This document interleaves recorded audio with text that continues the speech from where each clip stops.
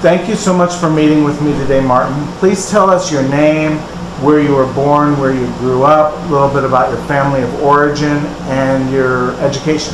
Sure. Okay, well, my name is Martin Malmberg, and I am from the great state of Minnesota. And I'm 33 years old, and I have a degree in psychology from University of Minnesota. And I work in nonprofit and as a missionary for the last 7 years in this organization called Youth with a Mission. Youth with a Mission is a very complex and dynamic organization. It's very difficult to define. So it's interdenominational Christian organization. And if you're in Brazil, we do really good with children at risk. If you're in North India, we do a fantastic job planting churches. If you're in Amsterdam, we do a fantastic job, reaching out to the prostitutes and trying to get them, skills that they need so that they can leave the life of prostitution. And so we're just involved in a huge variety of different ministries and expressions of ministries around the globe. Have you been to college? Yeah, I have a degree in psychology From University of Minnesota. Great. What religion, if any, were you raised in? I was actually raised as a Catholic and went to a private Catholic school from the time I was 6 until graduating from high school. So I did all of the sacraments and everything, like First Communion and all of those things. Yeah. So now you would think of yourself as Protestant, is that correct? Yeah, I think of myself as a simple follower of Jesus Christ. And so I think oftentimes these denominations are more like a label, because the most important thing is relationship with Jesus Christ. And so I look at it like that. So I do believe that there's followers of Jesus that would be Baptist or Catholic or Pentecostal or a variety of different kinds of labels or denominations. So I just consider myself a simple follower of Jesus Christ. But yeah, Protestant. Okay. Well, it's not Catholic, it's not Orthodox, it's not Jewish, it's not Hindu, Right. It's Protestant. Right, it is Protestant. Please tell us about Foster Connect. Okay. Foster Connect is a really cool ministry in the city of Las Vegas. It began about 4 or 5 years ago with a couple at the YWAM base here named Ray and Claire. And Ray and Claire were realizing that there was 2,500 children in the foster care system here in Las Vegas. And not very many of them were finding families. So they started this ministry that really connects foster kids with especially Christian families. And so over the last 4 or 5 years, they've literally connected hundreds of foster kids with foster families. And so they created a support network and stuff that gives these children and the children's families the kinds of tools that they need to be good foster kids, and all kinds of things like back to school,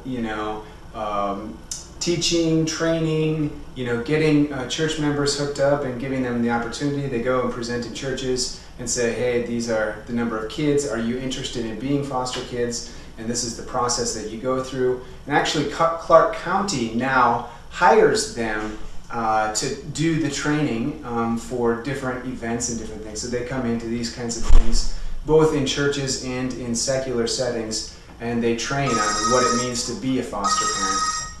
Does Foster Connect do anything to help foster kids get a secondary education? Mm-hmm. A post-secondary education? Mm-hmm. No, the principal mission is to hook up foster kids with families. And, there's really no better way to transform someone's life, the life of an individual, than to give them, an opportunity to have parents. And so I think of that as probably the most transformational thing that you could do in the life of just about anyone. And of course the Bible says, true religion is this, to take care of the orphans and the widows, and to bless, the people that, aliens, orphans, widows. So I look at it as a commandment to take care of the least powerful or the least connected or most vulnerable of our society. How did you become involved with Youth with a Mission? So I graduated in 2004 from a degree in psychology, and I had a friend of mine who was going to do his internship in Thailand, and both of us were in an organization called Campus Crusade for Christ, which is an organization where we go and do evangelism and have kind of organizing events and Bible studies on campuses. And so he was a great friend of mine, and he was going to do an internship in Thailand teaching, but that all fell through, so he decided to do what's called the Discipleship Training School in Colorado, in Denver, Colorado. And so the Discipleship Training School is a 3-month program. So you have 3 months lecture, and then that's followed by an outreach, and almost always an international outreach. So 3 months of lecture and then 3-month outreach, and so most people normally go to like the Philippines or India or South America or something like that. And so, I felt like I wanted to be a missionary. And actually, a quick story, very quickly. I feel like God spoke to me something about Argentina. And in my final semester, the last semester you have your thesis, you have all these different projects. I was working 3 hours a week, and I was extremely busy, and so I'd always go up into this computer lab in the middle of the night between like 2 in the morning and 4 in the morning to try to finish up with my projects. And so this was before I had my own computer, so I had to use the computers in the lab. And I was up in this computer lab, and I was typing in Microsoft Word, and the language changed to Argentinian Spanish. And so I was like, I didn't think of it. And then the next day I went back into the lab on a different computer and with a bunch of my friends, and it again changed from English to Argentinian Spanish. And so, you have those little red lines that are saying all of these words are spelled wrong because it had switched over to Argentinian Spanish. And that happened to me 5 days in a row. And I asked everyone, like, are you having this problem in the computer lab? And my friends that were there, and I was like, no, I've never heard anything like that happening.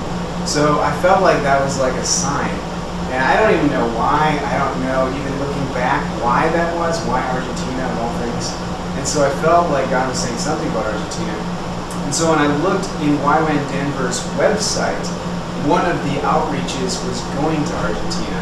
And so my friend was going to go there, and so I was like, well, all right, I guess this is what I'll do. I'll do my discipleship training school, which is the initial training to get into the organization of YWAM, and I'll go on outreach to Argentina.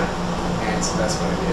That was in 2004. But your wife is Brazilian. Yes. Okay. How'd that happen? So I went to Argentina, and I did a bunch of work with young people and churches and evangelism and all kinds of stuff you can imagine. And so I ended up going to a training in Buenos Aires, Argentina, and there at that training, some Brazilians invited me to come to their YWAM base and to help them run these types of trainings that they were doing. And really that was the thing that I was the best at. I realized that I'm good as a trainer and an organizer and an educator, and those are the things that God has gifted me with. And so what they were asking me to do was really in line with what I felt I was gifted in. So I went there, and I was organizing a conference that's the International Conference of Youth of the Mission that takes place every 2 years, and it was in Belo Horizonte, Brazil. So I was in Belo Horizonte, Brazil, and my wife, this is in 2005, was doing her initial training called the Discipleship Training School. And so I met her at this conference, actually. And then later what happened is these same leaders in 2006 asked me to lead an outreach to Amazon rainforest.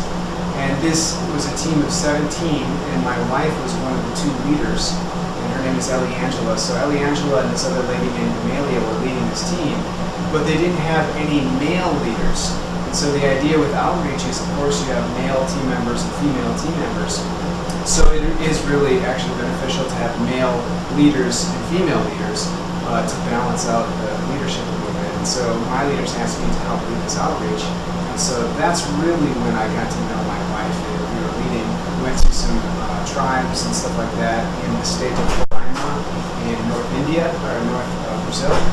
And so from there, I really got to know her. We did all of the traditional kinds of things you can imagine with outreach to indigenous people. You know, we brought in Bibles, did some things with water purification, all kinds of different things like that in the tribes. And so that's when I really got to know her. And then I started dating her another 6 months later after I had gone to India, came back, and yeah, so I had to do what's called a special declaration at the Waiwan community, in which I got up in front of like about 150 missionaries, and I declared my love and intention to pursue a relationship with my wife, and that was in 2006. And actually, I gave my very first speech in Portuguese to the missionary community on that day. And so from there, we were dating, and then in 2008, in March, we got married.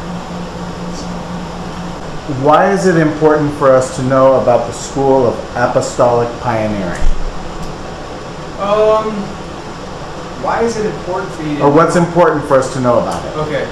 Well, the School of Apostolic Pioneering is a training that is helping missionaries in India to pioneer new works in various parts of India. So it's a 12-week training in which everyone, our students and staff, all live in a community setting.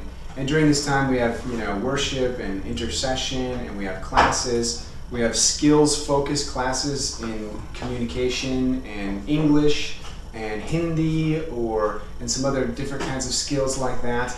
And so we try to set Indians up with the practical skills that they need to pioneer new ministries. So for one example, we start a lot of children at risk ministries in India. So what we do is we bring people in that are especially good at best practices in children at risk ministries. So just like a Subway, if you have a Subway, is like best practices in making sandwiches and profiting from them. So if a mom and a pop, sandwich shop shows up, they have like an 80% chance of failure within the first 5 years. But if a Subway starts up, they have about an 80% success rate within the first 5 years. And in our organization as well, we found that if a ministry can survive within 5 years, then it has a very good chance of continuing to develop and to grow and to push forward. And so if they fail, normally they fail within the first 5 years. So one of the main focuses of the training is to bring in best practices for whatever ministry that they're starting. So in the case of children at risk or orphanages, what are the best practices? How can you make sure that your organization is going to be effectively reaching children, doing the work, fundraising, promotions, and all the other things that go along with starting a new ministry. So what does a child at risk mean? A child at risk is someone who has no access to education. So you have a 5-year-old, 8-year-old. In the state of Maharashtra, where Mumbai is located in West India, about 50% of the children have no access to education beyond like the 4th grade. And so we'll come in and we try to provide education where there's nothing available. Even in some cases, people will start a new school next to the railroad tracks, because like there's all of these train stations